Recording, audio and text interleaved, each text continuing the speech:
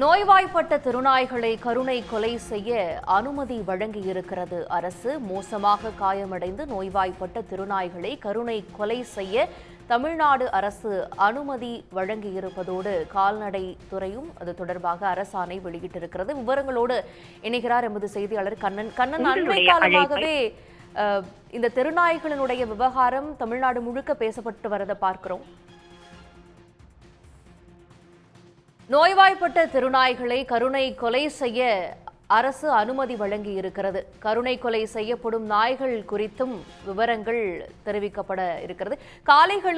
சாலைகளில் சுற்றித் திரியக்கூடிய நாய்கள் உள்ளிட்ட விலங்குகளை கண்காணித்து இதுபோல நடவடிக்கை எடுக்க அரசு அனுமதி வழங்கி இருக்கிறது. மோசமாக காயமடைந்து நோய்வாய்ப்பட்டிருக்கக்கூடிய தெருநாய்களை கருணை கொலை செய்ய அரசு அனுமதி வழங்கி இருக்கிறது. விவரங்களோடு இணைகிறார் எமது செய்தியாளர் கண்ணன். இந்த விவகாரம் சட்டமன்றம் வரைக்கும் எழுப்பப்பட்டதை நம்ம பார்க்கிறோம். இந்த நிலையில கால்நடைத்துறை இது சம்பந்தமாக அரசாணையில என்ன விஷயங்கள் குறிப்பிட்டிருக்கு, என்ன மாதிரியான வரைமுறைகள் பின்பற்றப்பட இருக்கு இந்த கருணை கொலை செய்வதில்? நிச்சயமாக தமிழகம் மட்டுமல்ல, இந்தியா முழுவதும் இந்த நாய்க்கடி தொல்லையானது தொடர்ந்து அதிகரித்து வருகிறது. தெருநாய்க்களை பொறுத்தவரையில் தெருக்களில் சுற்றித் திரியும் நாய்க்கள் தொடர்ந்து குழந்தைகளை கடிக்கும் சம்பவங்களானது தொடர்ந்து நடைபெற்று வருகிறது. இது தொடர்பாக சட்டமன்றம் மட்டுமல்ல, நாடாளுமன்றத்திலும் பல்வேறு சட்டமன்ற நாடாளுமன்ற உறுப்பினர்கள் தங்களது கருத்துக்களை தெரிவித்து வருகின்றனர்.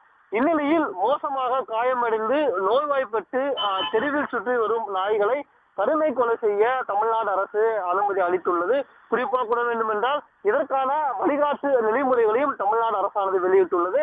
அதன்படி தெருநாய்களால் ரேபிஸ் உள்ளிட்ட நோய் பாதிப்புகள் ஏற்படும் நிலையில் தமிழ்நாடு அரசு இந்த அரசாணையை வெளியிட்டுள்ளது. இதன்படி பதிவு செய்யப்பட்ட கால்நடை மருத்துவர்கள் மூலம் இந்த கருணை கொலை செய்யப்பட வேண்டும் என்றும், கருணை கொலை செய்யப்படும் நாய்கள் குறித்த ஆவணங்கள் பராமரிக்கப்பட வேண்டும் என்றும் தெரிவிக்கப்பட்டுள்ளது. மேலும் கருணை கொலை செய்யப்படும் தெருநாய்கள் முறையாக அடக்கம் செய்யப்பட வேண்டும் என்றும் தெரிவிக்கப்பட்டுள்ளது. மேலும் இது தொடர்பான விரிவான வழிகாட்டு நெறிமுறைகள் விரைவில் வெளியாகும் என்றும் தமிழ்நாடு அரசு சார்பில் தெரிவிக்கப்பட்டுள்ளது. மேலும் சாலைகளில் சுற்றித் திரியும் விலங்குகளை கட்டுப்படுத்துவது தொடர்பான கொள்கையும் தமிழ்நாடு அரசு சார்பில் விரைவில் வெளியாகும் என்று எதிர்பார்க்கப்படுகிறது.